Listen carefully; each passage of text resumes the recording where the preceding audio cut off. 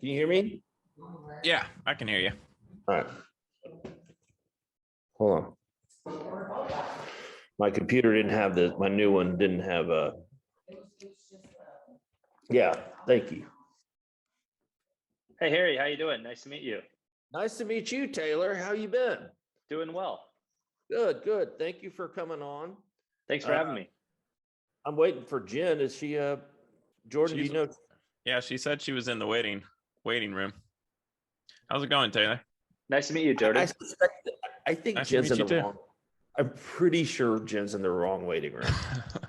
She always has she picks a link from like 3 weeks ago that we already had. And can you let me in? Yeah, she's not in. Jordan, will you text her? And what? Never mind. You got her? Sorry for the delay, Taylor. No problem. Can you all hear me okay? So I'm not mic'd up or anything. I'm at a different location. Where are you, Harry? I'm in an undisclosed location. That Millicent's house? No, I don't know who you mean. Okay, so, all right, well, let's start. Thank you, Taylor, for being on here from Provi. And Jenn, why don't you introduce, and then we'll get in. I want Jenn, so here's how it works. Jenn asks the important questions up front, like business. And then afterwards, Jordan and I kind of just riff off of it and ask you a few more. And it's not going to last more than 20 minutes. Okay. And that's how we do it. So let's get started. And first of all, I got to say, can I first plug my podcast a little bit? When I say mine, I mean ours, of course. We're getting up there in the views and the downloads, if you will, or whatever it's called. When I say up there, it's relative, right? It's not Joe Rogan yet, right? We're getting some numbers here, and it's weird because it's more on the list. It's more on the podcast side than it is on the YouTube side, and I thought it would be vice versa, but I think people use it to go to the gym or whatever. But anyway, I just wanted to remind everybody, because I've been told to do this, is, don't forget to like it on whatever platform you're on, right? Mash that like button. Like, I feel so cheesy saying it. Like, do I have to say it? I'm glad that you jumped in, Jenn. Say it, Harry. Smash that like button. Leave a positive review. If you want to leave a negative review, just don't leave one. Just hit me up personally. You know where I am. Anyway, because my shoulder hurts. It's the algorithms, to make people find it. So anyway, enough tech nonsense. Since we're talking to a tech guy who's completely disgusted with what I did. But all right, so Jenn, go ahead. Okay, now that we have 10 minutes left, hey Taylor, how are you? Sorry, we'll cut it. Thanks for having me. Yeah, so most of our readers know Provi because we've been covering you guys a lot lately. You're the founder and CEO of Provi, which is sort of like the Drizzly for B2B ordering between retailers and distributors, right? Is that how you would put it, kind of simply? Yeah, that's a good way to put it. We're a marketplace on the B2B side. Cool. And Provi's been around for like 5 years, right? Yeah, we were founded in 2016. Cool. I feel like we've been covering it so much just in the last couple of months. And it's almost like you guys have come up overnight, but that's not really how it's happened at all, right? So that's a little bit what I want you to kind of talk about. You're already at 10% of the US on-premise, right? As far as retailers you have on board? Yes. Cool. So what would you say you do here? I mean, when you're talking about, right, like the service you offer distributors and retailers, and even what you do with suppliers, if you could just give our pod listeners a little idea of what y'all do. Yeah, so on the retailer side, we're providing licensed retailers, bars, restaurants, hotels, liquor stores, first of all, a marketplace to where they can search, shop, discover, and communicate all their orders in a single platform. So today, without a platform like Provi or, if any technology platform, there's millions of SKUs in the market. There's many different wholesalers they're communicating with. They don't have a single place to search categorically like, seltzer or tequila, light beer, And so now all in one place with Provi, they can have one marketplace, search the entire product catalogs for all wholesalers in the market, look at live inventories, create lists, and then utilize the platform to communicate their orders to all their wholesalers in one place. So significantly streamlining their operations, and allowing them to, basically build better relationships with their distributor sales reps. And then so on the distributor piece, the main thing we focus on is three things. And the first part is always with the distributor sales rep. So our goal with Provi is to never disintermediate the relationship between a retailer and the rep, but really it is to remove all the clerical data entry that they're doing today. So today, distributor sales rep on the on-premise could spend almost half their time receiving orders via text message, email, phone call, and then they have to pull to the side of the road and manually enter those orders into the route accounting system. So now we built integrations to where all our wholesaler partners were not only pulling out products, pricing deals, from a client compliance standpoint, showing the accurate pricing deals to accurate retailer, but also putting that order directly into a rep's handheld, how they're doing work today. They can easily hit accept, edit, reject. Once they hit accept, it pushes all the way to the back end system and allows them to build that better relationship with their distributor sales reps. So our whole goal here is for reps to make more commission and retailers to simplify their order communication process. And so you guys, you're free to retailers as I understand it, but you have some sort of fee for distributors, correct? And you've got partnerships with a bunch of distributors. Yeah, it's a SaaS model to distributors, and there's a number of different products that we offer. Everything from just the order integration to sell sheets, so pre and post sales material that they're passing off, which is tied to ordering, which can show ROI. We have distributor storefronts where they can control the experience on the platform, like what exactly their page and their products look like. There's a bunch of different offers we have from distributors, to the largest to the smallest. They're all welcome on the platform. I'm curious about like how you guys interface with something like Anheuser-Busch's bees. They have something similar, right? For their, you guys compete with that, or are you complementary? Like, how does that work? Yeah, I think for like bees or any other distributor-led portal out there, and there's many great ones out there. Reyes has Beerline, Southern Wine and Spirits has Proof, Breakthrough Beverage has BBG now, and I think the way that we see it and the way that we communicate it to the market, it's not an or, it's an and. And so at the end of the day, retailers will make the decision on how they want to communicate their orders. If it's via text message, if it's through a marketplace like Provi, or if they want to go directly to a distributor-run platform. And I think it's the same thing as where Delta and Kayak, right? So many people going looking for a flight, they're going to go on Kayak to research the flight. But if you want to do the last minute mile, you could be looking on what you're loyal to on the Delta side. So for the bees of the world or the beer lines of the world or proofs of the world, I think we offer a unique opportunity to promote their products and their ordering interface on a system like Provi, so they can continue to control that ordering experience. So I think in the long term, there's opportunities through APIs where we can help grow everyone's online ordering portal. If you want to build it yourself, great. If you want to work with Provi to help you build it, that's another option too. Right. I'm guessing you think this is going to be pretty ubiquitous, right? On e-commerce, B2B ordering in the next, 5 years or so? I mean, that's the way it's going. Yeah, definitely. And I think the pandemic, unfortunately, moved a lot of these things up. So a lot of distributors realized before the pandemic, they weren't sure about online ordering. And then afterwards, they realized that they need online ordering for their distributor sales reps, for these retailers out there that were more difficult to get to because of the pandemic. So I think, what we've seen from an adoption standpoint in the last, 12 months is we've had 4x the number of retailers on the platform, and we've, more than tripled the distributor partners on the platform as well.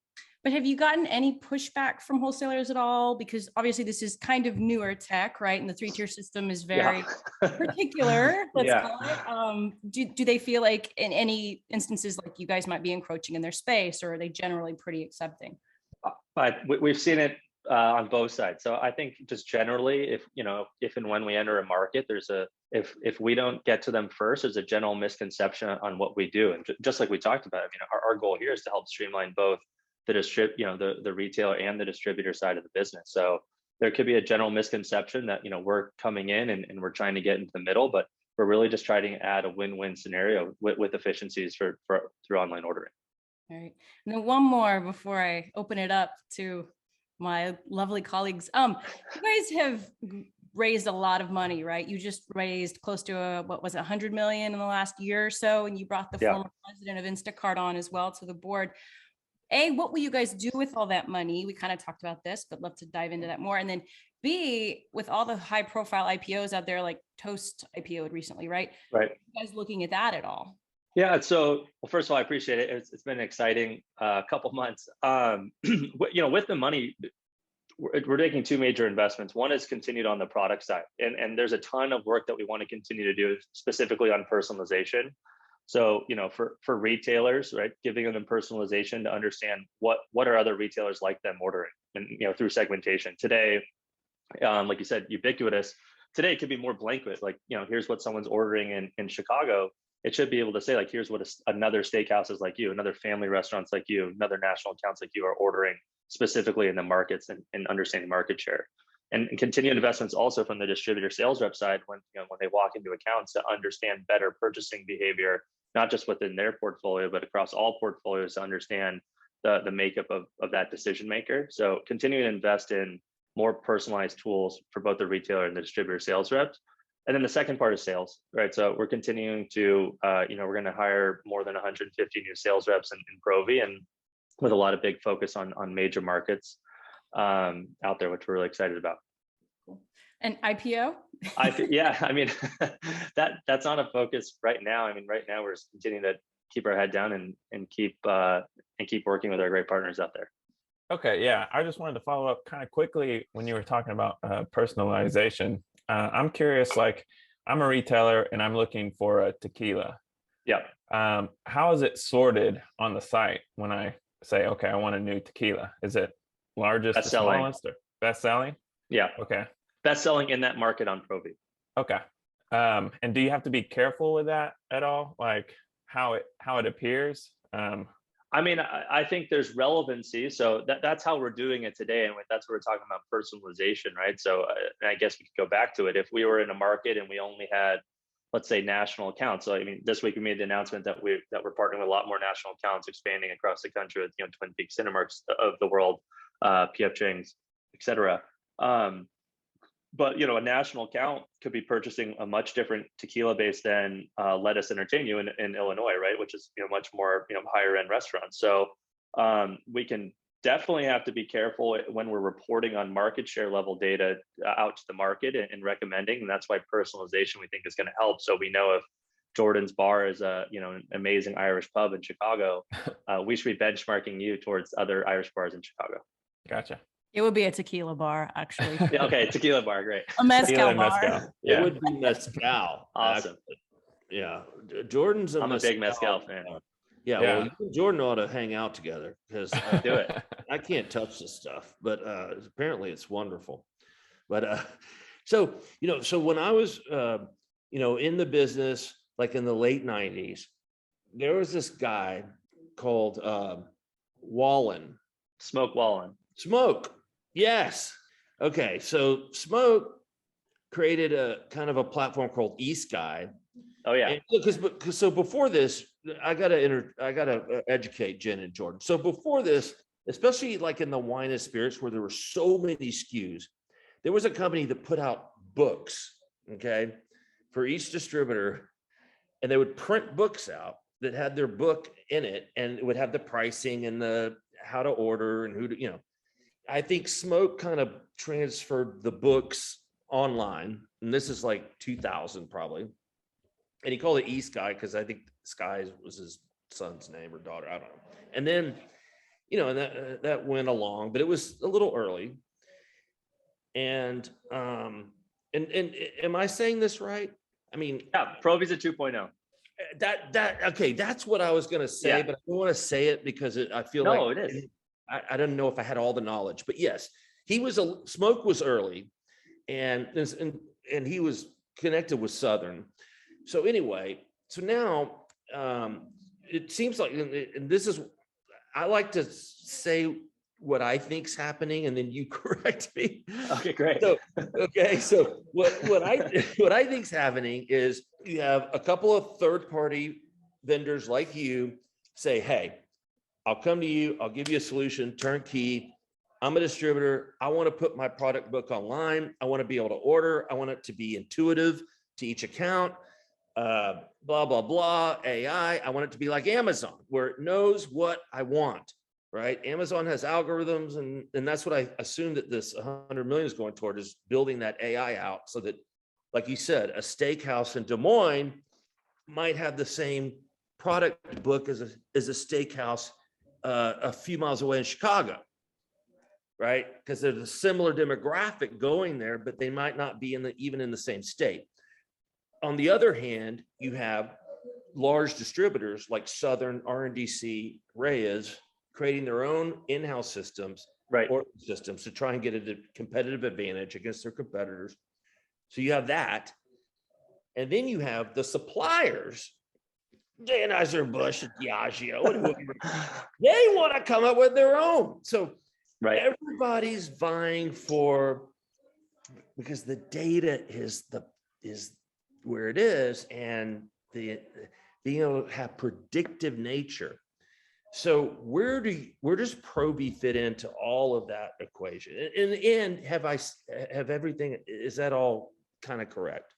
Yeah, well, the first part about Eskye Ventures and Smoke Wallin is completely true, and I've talked to Smoke a number of times. He's an incredible guy. It was just and just like Webvan was before Instacart, it was just ahead of its time. I saw a documentary on Webvan last night. That's so weird you said that. And I remember Webvan. I thought it was the greatest thing that's going to ever happen. It's too early. It was just ahead of its time. I mean, for Smoke had, I saw early, screenshots of what the product looked like, and seeing the numbers of materials. He knew exactly where the industry was going. It was just ahead of its time, where it was difficult to skip fax machines and going into online ordering. And then today, obviously, creating a tech company in 2021/2022 is much easier than in 2000, given AWS, scaling the team. People have solved these problems before, other B2B marketplaces. And going back to what you said about what is happening in the industry, I think taking a step back, it's the most important person, or the two most important people to think about is the retailer first, right? So what is their problem that we need to solve? And today they're communicating orders to 5 to 15 different distributors on a weekly basis. They're doing it via text message, and they're still living off of paper invoices. So streamlining their ordering communication in a single platform for some, saves them hours. And we're also talking about in a time where they have to do more with less. I mean, we're still right in the middle of the biggest labor shortage for the industry. Jobs have shifted over. It's difficult to bring people onto the system within their location. So, a system where they can streamline all that in one place is really going to help. And I think on the other side is like the distributor sales rep and the distributor. We're working alongside. So even outside of AI and what you're talking about from product recommendations, we're going back to basics and working with distributors to help them understand pricing, right? So in a place like Chicago, it's the Wild West.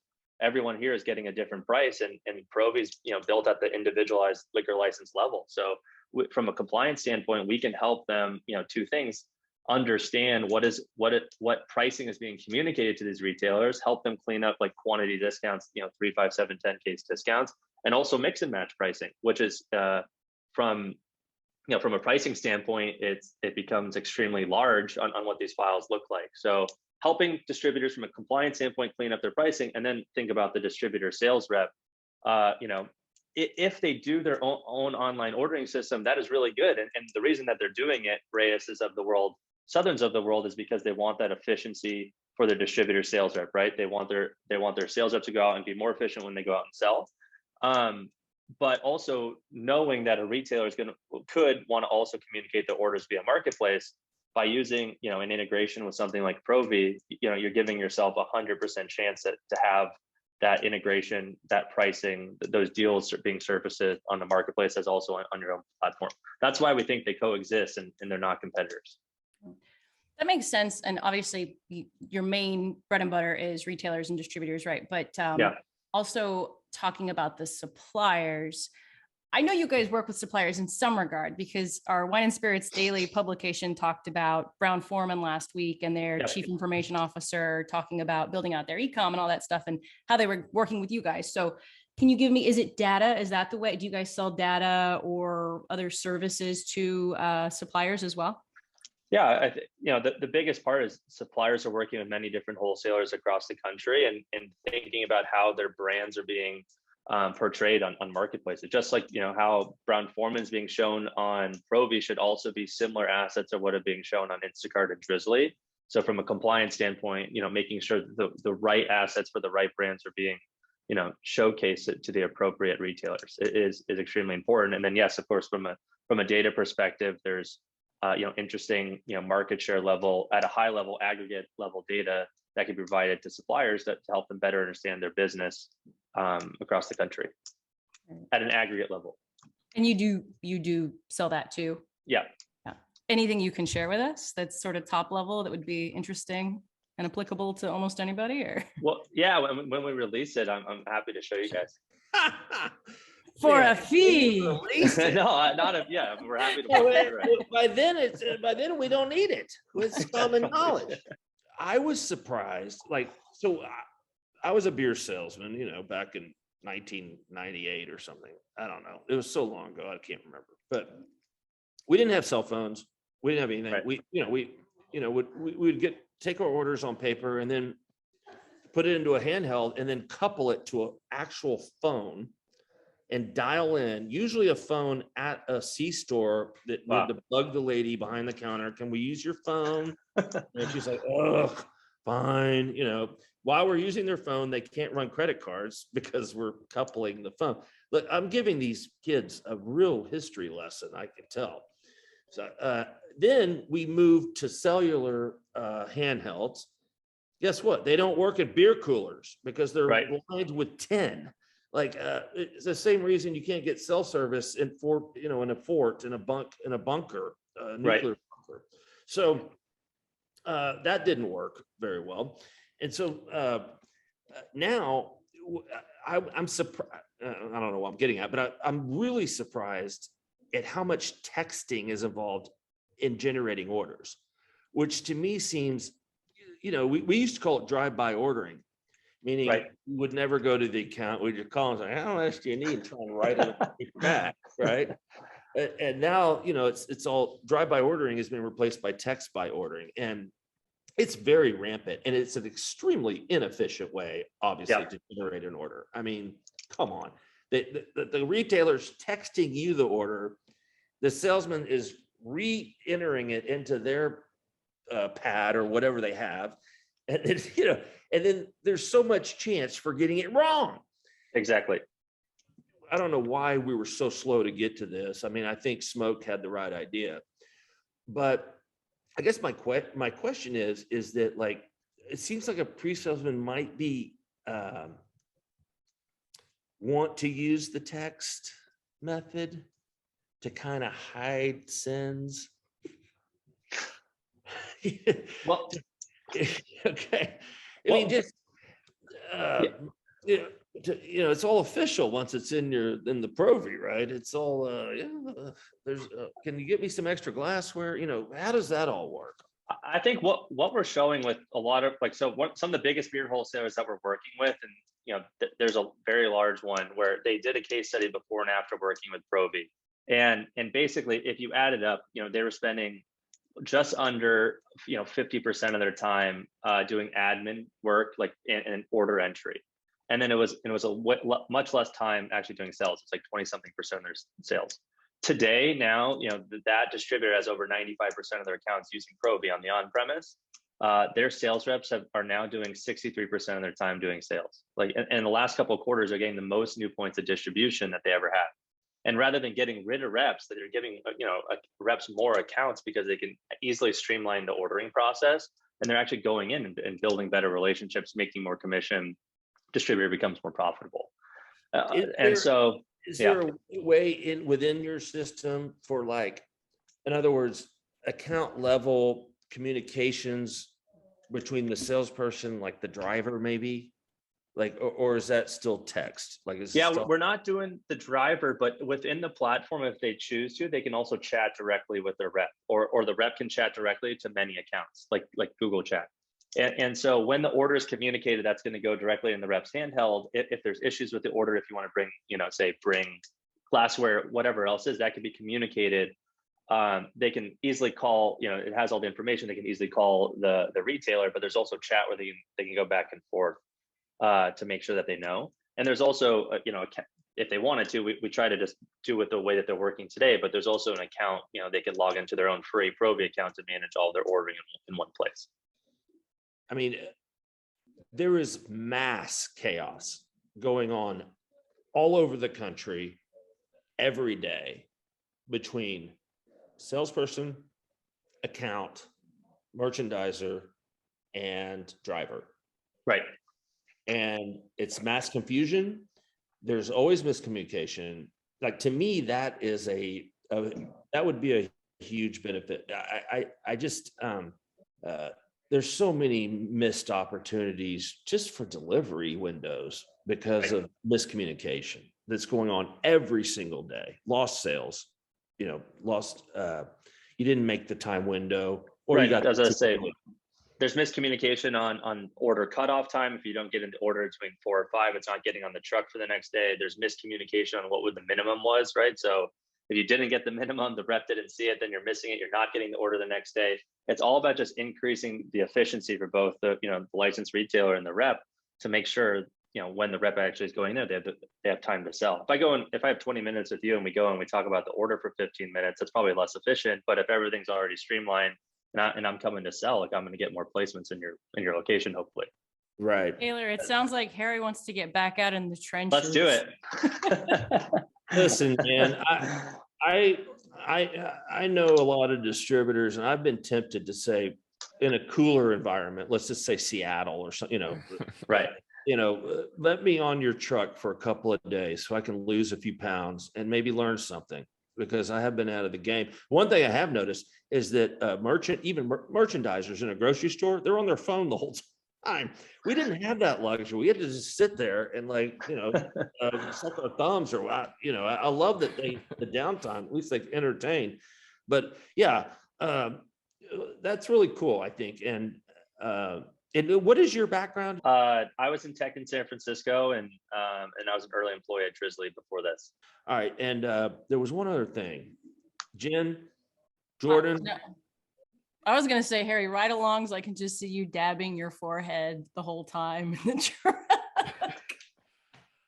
We'll give you a branded towel. I would Provi branded towel. Yeah, branded towel, of course. But I would approach a ride-along like I would like a half marathon if I were a half marathon runner, which I'm clearly not. I would prepare. Like, I would take at least a month or maybe even 6 weeks ahead of time to exercise, because I wouldn't want to make an ass of myself. And by the way, I know how to use a dolly in tight places. I know how to bend, 15 cases up to slide under. I know how to stack 2x2s to infiltrate. I know how to do all of that. What I don't know how to do is actually do the labor, because I have terrible upper arm strength. But enough about me. Okay, so what about like in states like, there's a little dust up in Texas. Like, how do you deal with states that are like, hey man, this might be providing an actual value to a retailer? I don't think that's ever the issue, right? So, I mean, we're a communication platform. We're working, we make sure that every, retailer on there is licensed, they're pre-verified. They're just communicating the order just like they would via text or email. We're also, not the only ones doing it in the space. As you mentioned, like eskye did it 20 years ago, and there's 20 other people that can communicate and order digitally. The issues aren't ever something of value, right? And also, we're not a license, and if that's the case, every single wholesaler today is offering online ordering, and that would be closer to tied house laws. But in any state, that's actually a really good point. I mean, so they're directly offering their license, yeah. So plus, isn't merchandising a service? And wiping down windows of the coolers, and right. Anyway, yeah, we can get. We're not lawyers. We'll let them figure it out. It's just that there's a misconception in any state, and we again, we don't have a license. We're not governed by ABCs, but what we do at Respect is we approach all ABCs to make them know exactly how our model works, right? So we're a communication platform, allowing them to communicate all their wholesalers, they're verified, et cetera. We have support. And I think the biggest thing is there's just a misconception, right? And so if there's a misconception, they can play out the game of where it's going to go. So every time, we clear it up and we have approval in all the markets that we work in. Very good. Well, we've kept you exactly 4 minutes too long, which is. I appreciate it. It's great speaking to everyone. Well, listen, we always under deliver and over promise. That's kind of our motto. And it worked really good for us for about 20 years. Yeah. Well, listen, Taylor, thank you so much for being Thank you. here. And we'll run this at some point, maybe tomorrow, but it might be Monday. Really appreciate it and love to continue the conversation with everyone here. You bet. Thank you, Taylor. Thanks, Have a Taylor. good one. See ya. Take care. Bye.